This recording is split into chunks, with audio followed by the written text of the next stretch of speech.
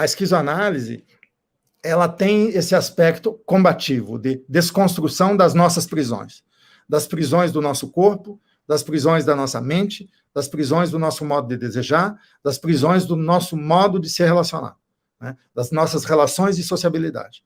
Essas prisões devem ser desfeitas. E essas prisões, nós identificamos elas em duas grandes passagens.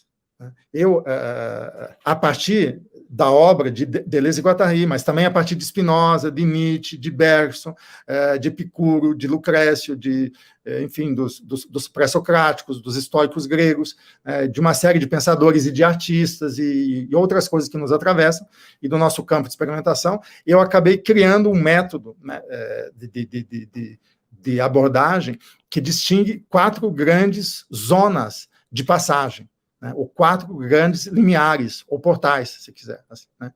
Os 2 primeiros que a gente já cuida nesse curso de formação são aquilo que eu defino como dupla captura, num sentido até diferente de Deleuze e Guattari, mas que tem a ver, tem ressonância, né. A dupla captura, a primeira captura é a queda do nosso desejo. É quando o nosso desejo se separa da nossa potência. Isso é uma queda. Então, quando a nossa potência de acontecer, ela se confunde com algum acontecido em nós, né? E nós ficamos com um olhar de caranguejo, sempre olhando para trás, sempre o que foi, e esse o que foi ganha uma importância tal que toma conta do nosso ser e nós fundamos o nosso sujeito ali, né, num acontecido. E esse acontecido reduz a nossa potência de acontecer. Essa é a primeira queda, né, por mau uso daquilo que nos acontece. E a segunda queda é por sedução.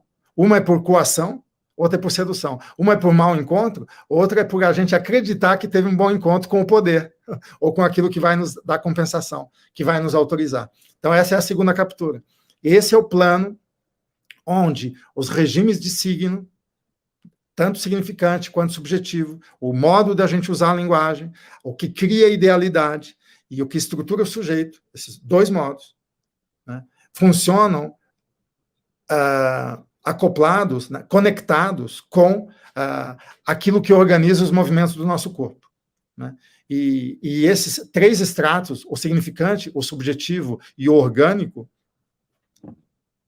que captura as intensidades do nosso corpo e nos separa do nosso corpo sem órgãos, são, na verdade, empoderadores, né? O organismo no corpo faz do nosso corpo um corpo eficiente. E aí Foucault, né, na questão da análise disciplinar lá, das sociedades disciplinares, ele vai dizer que a produção do corpo dócil é a produção de um corpo eficiente, que é o contrário do corpo vagabundo, do corpo perverso, do corpo criminoso, do corpo do louco, certo? O corpo eficiente. O corpo eficiente é um corpo organizado. Então, esse extrato da organização faz de nós corpos eficientes. Isso nos empodera, né? O corpo eficiente vai ser recompensado, né? O extrato da subjetivação, o modo de usar a linguagem subjetivando, produzindo subjetividade, vai capturar o nosso desejo. Mas, ao mesmo tempo, vai fundar, né, uma responsabilidade moral. E essa responsabilidade moral vai desqualificar as nossas paixões e as dos outros, as multiplicidades em nós e as multiplicidades nos outros. E essa desqualificação de nós mesmos e dos outros vai ser premiada. Nós vamos ser seres morais responsáveis, né? E o terceiro aspecto do empoderamento é a nossa razão. A gente usar a linguagem no regime significante de signos, criando idealidades e verdades, produzindo sujeitos de enunciado para autorizar os sujeitos de enunciação. Essas formas de verdade que a gente produz ou reproduz, né, elas vão nos tornar sujeitos competentes de conhecimento. E, portanto, também vamos ser premiados por isso. Então, a gente se torna sujeito competente de conhecimento, sujeito moral responsável e indivíduo físico eficiente, né? Essas 3 determinações são recompensadas. E se a gente quer investir Então, em empoderamento, a gente vai para uma escola, para uma faculdade, fazer um mestrado, fazer um doutorado, fazer isso, fazer aquilo. A gente vai buscar essas determinações que nos dão medalhas e reconhecimentos, né? A gente se torna uma autoridade, ganha poder e vai ter direito a gozo. Então, isso é um círculo vicioso. É um círculo vicioso. A gente adota, então, essa tripla formalidade. A forma de conteúdo no corpo, a forma de expressão na linguagem e no pensamento, e a forma do campo afetivo, a forma do desejo moral, né? Então, isso eu chamo de ser diligente. Esse ser diligente é o ser humano médio padrão, né? Que é o ideal de todo. É a normatização, o que o Foucault definiu como norma, né? Mas o Foucault já viu muito cedo que nós não apenas tínhamos saído do campo da lei e entrado no campo da norma, não apenas a gente tinha já ultrapassado simplesmente a lei que proíbe e entrado na norma que nos convida ou que nos obriga a agir de modo correto, né? Mas da norma nós passamos para o campo do desejo, ou seja, nós já desejamos, né, isso que por efeito normatiza e por efeito legaliza. É um modo de desejar. Existem algumas imersões do Foucault muito interessantes nesse sentido, quando ele vai falar da diferença entre a pastoral cristã e a pastoral judaica, e essa pastoral cristã, que vai produzir uma subjetividade tal, em que envolve o sacrifício de si, sacrifício absoluto de si, né, que vai dar nesse modo de desejar pela falta. Vai dar no liberal do século XVIII, né, e agora nos neoliberais, né, seja a maneira alemã, que ainda valoriza o Estado de Direito, seja a maneira americana, que valoriza mais o sujeito de interesse e não o sujeito de direito, né? Então, isso tudo pressupõe um desejo castrado. E aí a psicanálise ela tem razão, entendeu? Por que a psicanálise funciona?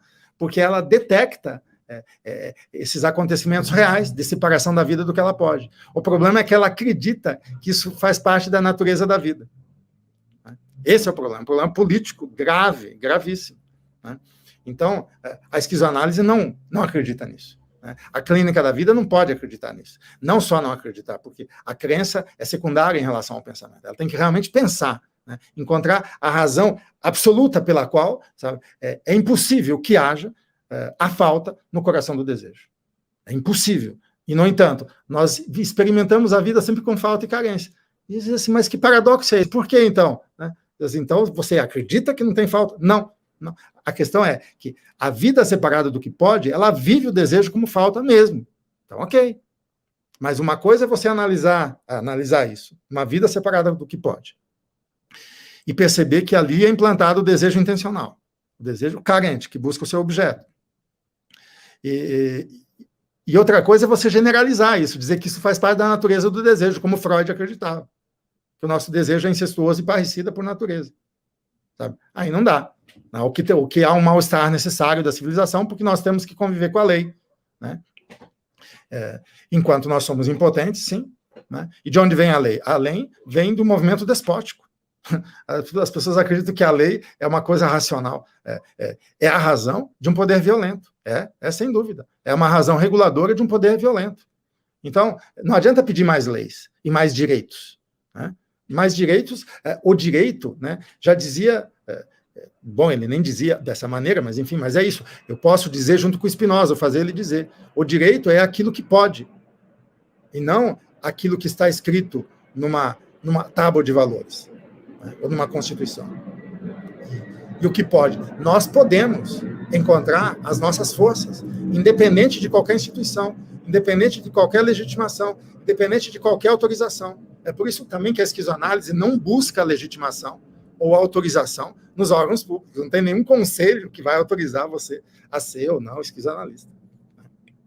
É esquizoanalista se você pode ser. E você vai sentir, você vai saber, vai sentir e vai saber se você pode realmente ser. E você pode ser trapaceiro também, mas aí você vai ter o que você merece. E quem se aliar com você também, né? Então, há um critério ético, obviamente, né? Mas esse curso de formação, então, além disso, ele tem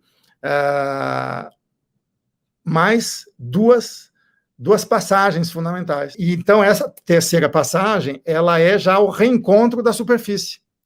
O que é o reencontro da superfície? É quando a gente desfaz as mediações, ou melhor, a gente deixa de ser dominado por mediações ou por representações.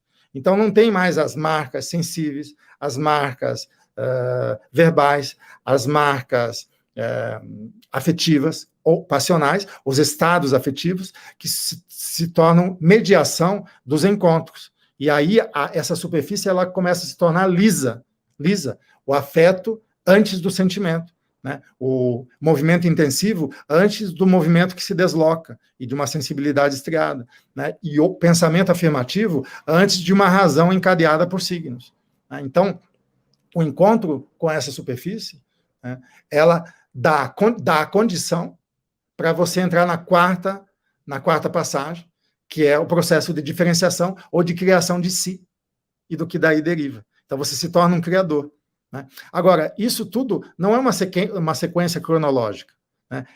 Esses 4 grandes planos, ou limiares, ou fronteiras do desejo, eles já nos envolvem de modo coexistente, eles coexistem em nós. Então, eles acontecem ao mesmo tempo. Então, você não precisa ficar, antes eu vou desconstruir isso. Não, você vai sentindo ao mesmo tempo aonde você cai na primeira captura, aonde você cai na segunda captura, porque a segunda captura é uma tentativa de levantar, né? Só que, na verdade, você cria um buraco maior. E você pode não chegar na segunda captura, você pode recuar, desconstruir a primeira e já encontrar a terceira passagem, que é a superfície. Então, a superfície é uma abertura, é uma potência estética, né? E junto com essa potência estética vem uma potência seletiva, que é a potência ética, né? Então, e aí você se torna um diferenciador. De onde vem a diferença? Da afirmação na nossa potência. A nossa potência é rizomática, né? A gente é uma multiplicidade. Então, quanto mais você se efetua dessa maneira, mais você diferencia a tua potência. Quanto mais você diferencia a tua potência, mais elementos de multiplicidade te constituem, mais realidade você abarca, mais você pode afetar e ser afetado, e menos você se deixa afetar por coações e seduções baratas.